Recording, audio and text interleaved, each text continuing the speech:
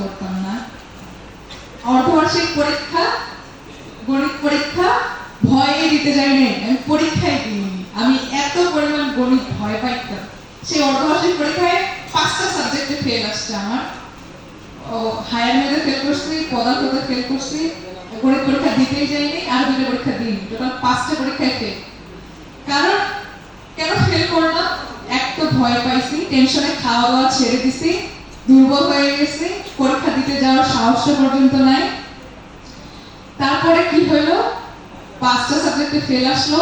আসার পর এখন চিন্তা ভাবনা করলাম যে যেহেতু আমার প্রিপারেশন ভালো ছিল না, সেই জন্যই আমি পরীক্ষায় ফেল করলাম বা ভয় পেলাম। তারপর পড়াশোনা শুরু করেছি। প্রতিদিন বিকালবেলা আমি পড়তে বসতাম, সকালবেলা প্রাইভেট, তারপর স্কুল, তারপর বাড়ি আসতাম, তারপর বিকালে পড়তে বসতাম।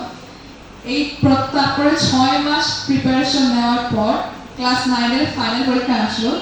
ফাইনাল পরীক্ষা হলো, তখন কোনো টেনশন ছিল না, তখন আর খাওয়া দাওয়া ছাড়তে হয় না, কারণ তখন আমার প্রিপারেশন ভালো ছিল। তখন কি হলো, 18 জন মাত্র পাস করছে, সেই 18 জনের মধ্যে আমি একজন ছিলাম, পাস করেছি এবার 3.72 এই মার্ক নিয়ে পাস করেছি ক্লাস 9 এ। তারপরে মেট্রিক পরীক্ষা, সেই সময় কিভাবে প্রিপারেশন নিয়েছি সেটা মনে নাই, তবে সকালে প্রাইভেট ছিল, বিকালে প্রাইভেট ছিল, স্কুল করতাম। আমি ওই যে সমাজসেবা অফিসার যিনি বলে গেলেন যে পাঠ্য বইটা পড়তে হবে, আমি কিন্তু প্রতিটা পাঠ্য বই পড়তাম। সেটা প্রথম থেকে মানে যে সিলেবাসে যে চ্যাপ্টারগুলো আছে প্রথম থেকে শুরু করে একদম শেষ পর্যন্ত। কারণ আমার যদি কোয়েশ্চেন কমন না পড়ে, মানে যেই টেস্ট পেপারে যে কোয়েশ্চেনগুলো থাকে সেগুলো আমরা প্র্যাকটিস করি। তোমরাও সেগুলো করো, তোমরা করো টেস্ট পেপার প্র্যাকটিস করো। আচ্ছা, তো সেগুলো হুবহু কিন্তু কমন পড়ার কোনো সুযোগ নাই। সুযোগ আছে যে তোমার পাঠ্য বইয়ের যে চ্যাপ্টারটা পড়ছো সেখান থেকে কিন্তু কোশ্চেন আসবে, এর বাইরে কোশ্চেন আসবে না। তাহলে তোমার যদি পাঠ্য বইটা পড়া থাকে তাহলে কি হলো, তোমার যদি টেস্ট পেপারের কোশ্চেনটা কমন না পড়লেও তুমি লিখতে পারবে। লেখার ধরন তোমরা কিভাবে লিখো আমি জানি না, তবে প্রশ্নগুলো হয়তো এরকমই থাকে, আমার মনে আছে যতটুকু। ক নম্বরে জ্ঞানমূলক প্রশ্ন, তারপরে খ নম্বরে 2 মার্কের একটা ব্যাখ্যা দিতে হয়, 3 নম্বর বইয়ের সাথে উদ্দীপকের ঘটনার মিলটা তোমাদেরকে বের করতে হয়, আর ঘ নম্বরের কোশ্চেন নিজের মতামত দিতে হয়। তো নিজের মতামত তোমরা মুখস্থ করে দিতে পারবে না, নিজের মতামত নিজের মতো করে দিবা, মানে ফ্রি হ্যান্ড রাইটিং যেটাকে বলে, যে তুমি জিনিসটাকে নিজের দৃষ্টিকোণ থেকে বিশ্লেষণ করতে পারতেছো। তাহলে আমাদের ক্ষেত্রে এখন আমি অনার্সে পড়াশোনা করছি, আমাদের ক্ষেত্রে আমাদের একটা কোয়েশ্চেন লিখতে হয় 15 মার্কের। এই 15 মার্কের কোয়েশ্চেন আমাদের যদি কোয়েশ্চেনটা আগেও দিয়ে দেয় যে এই কোয়েশ্চেনটাই তোমাদের পরীক্ষায় আসবে, তবুও আমরা ভালো মার্ক আনতে পারি না, কারণ আমাদের মুখস্থ লেখার মতো কোনো জিনিস নাই। আমাদেরকে লিখতে হয় আমাদের নিজের মতামত, নিজের ব্যাখ্যা বিশ্লেষণ। তো এই নিজের ব্যাখ্যা বিশ্লেষণ এত সুন্দরভাবে করে লিখতে হয়। প্রথমে একটা ভূমিকা থাকবে, যখন আমরা বড় কোশ্চেন লিখবো প্রথমে একটা ভূমিকা থাকবে, যে ভূমিকাটাতে তুমি পরবর্তীতে কি লিখতে যাচ্ছ বা প্রশ্ন তুমি কি বুঝেছো, কি আনসার চাচ্ছে, তুমি কি আনসার দিবে এই প্রশ্নে, সেই প্রশ্নের ভূমিকাটাতে থাকবে। তারপরে মাঝখানে তুমি ইনফরমেশন দিবা যে তুমি এই বিষয়টা সম্পর্কে কি জানো। শেষে একটা উপসংহার দিবা যে তুমি আসলে এই বিষয়টাতে কি চিন্তা ভাবনা করছো বা কি বিশ্লেষণ করলে, বা তুমি এটা থেকে কি শিখতে পারলে, বা তুমি কি শিখাতে চাচ্ছ তোমার পাঠকদেরকে, অর্থাৎ তোমার খাতাটা যিনি পড়বে তাকে তুমি কি জানাতে চাচ্ছ, সেটা খাতায় উল্লেখ করতে হবে।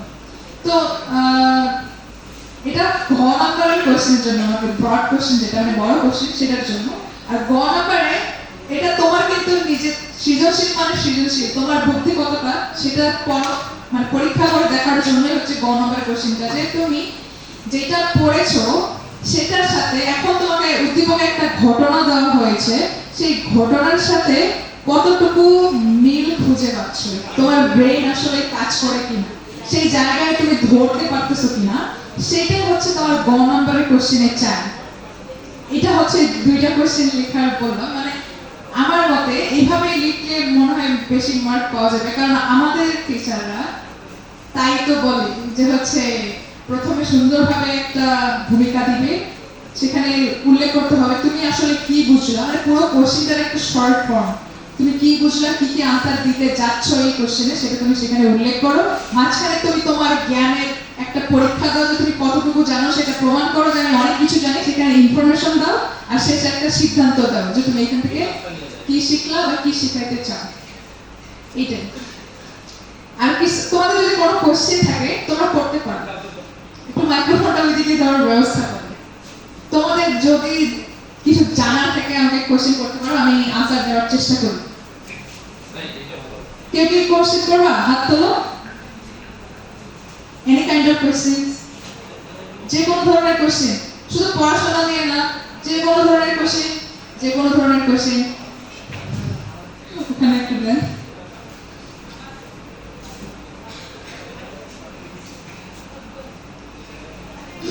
ধন্যবাদ দিদি তোমাকে আমার প্রশ্ন শোনার জন্য, যা আমি উত্তর পেয়ে ভবিষ্যতে ভালো কিছু করতে পারবো।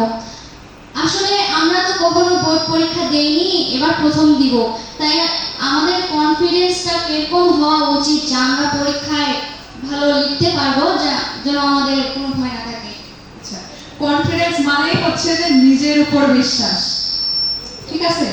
এখন ওই যে বলছিলাম যে কনফিডেন্স কিভাবে আসবে, কনফিডেন্স সেভাবেই আসবে যখন তোমার সমস্ত পড়া কমপ্লিট হবে। আর যদি সমস্ত টপিক কমপ্লিট করতে নাও পারো, তাহলে যেই কয়েকটা টপিক পড়তেছো সেই টপিকটা এত ভালোভাবে পড়ো যাতে ওইখান থেকে যে কোনো কোশ্চেন আসলে তুমি লিখতে পারো, ঠিক আছে? তাহলে তোমাদের কনফিডেন্স আসবে। ভয় পাওয়ার কিচ্ছু নাই। তুমি যদি তোমার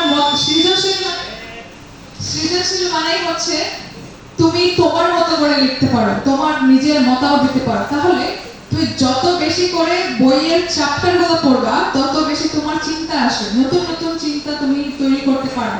সেজন্য কি হচ্ছে, বইয়ের চ্যাপ্টারগুলো ভালোভাবে পড়ো, তাহলে দেখবা যে তুমি যে কোনো প্রশ্নের আনসার দিতে পারতেছো।